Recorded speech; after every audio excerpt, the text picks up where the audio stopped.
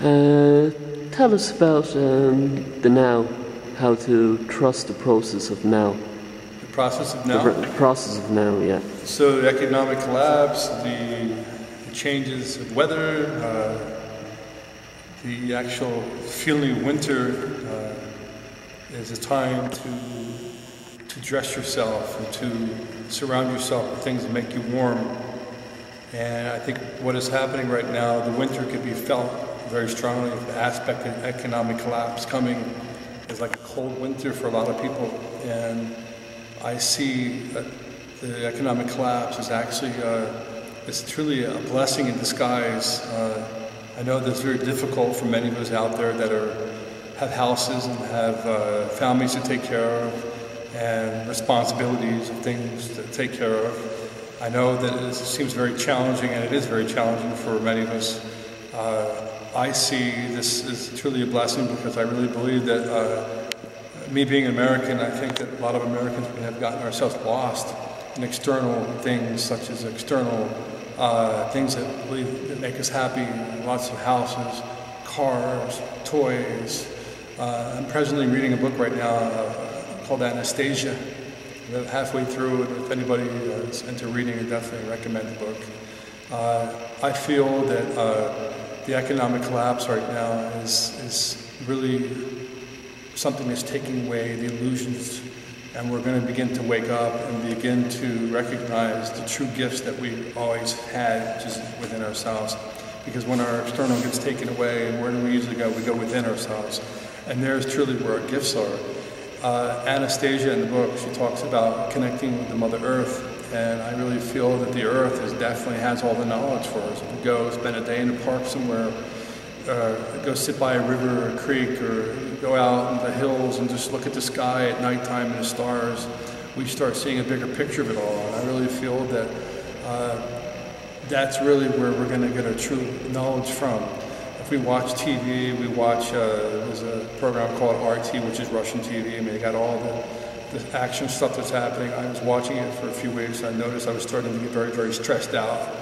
But I recognized the moment I turned it off, I started gaining my power again. And I really feel that the powers at hand right now are really to try to dismantle us and to push us into a place of fear and anger and doubt.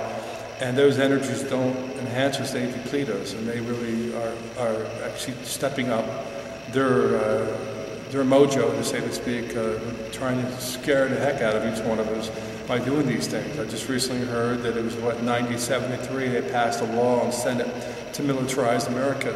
And I can say that I'm happy I'm here in England right now, but I'm sure that it'll happen everywhere if it happens. But the thing is, I guess what I'm trying to say is that we need to reconnect with our powers within. You know, when I was a little boy, my mom, she was raised in Northern England, but she raised me in America. And I always used to think that she had a chip on her shoulder, because, you know, she would always look at priests and religions and all sorts of stuff. And, you know, she goes, "Robert, you know the White House?" I said, "Yeah." She goes, "No one's home there." And I said, "What do you mean no one's home?" She goes, "Well, the American people really have trust and faith that somebody's there taking care of them, looking after them." And I think that she was 100% correct. As we look at the economic collapse right now, there's really nobody there looking after it by the seams of it. It seems like nobody's home, or if they were home, they left the house and it's been taken over by a bunch of bandits or something like that.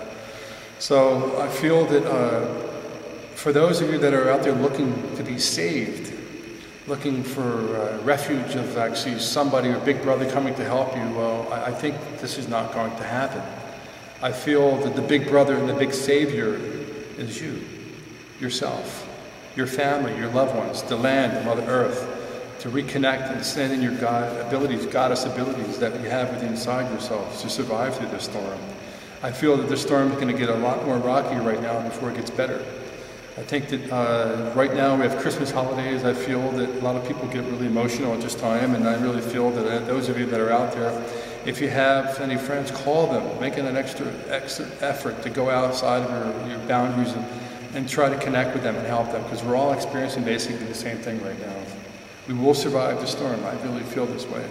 You know, I once saw a video on YouTube. It was actually, it was like the sand particles that were laying on top of this drum, and I think they put a speaker underneath it, and what it did, that when it turned on a certain kind of music, the actual sand crystals created a geometrical patterns of perfect designs.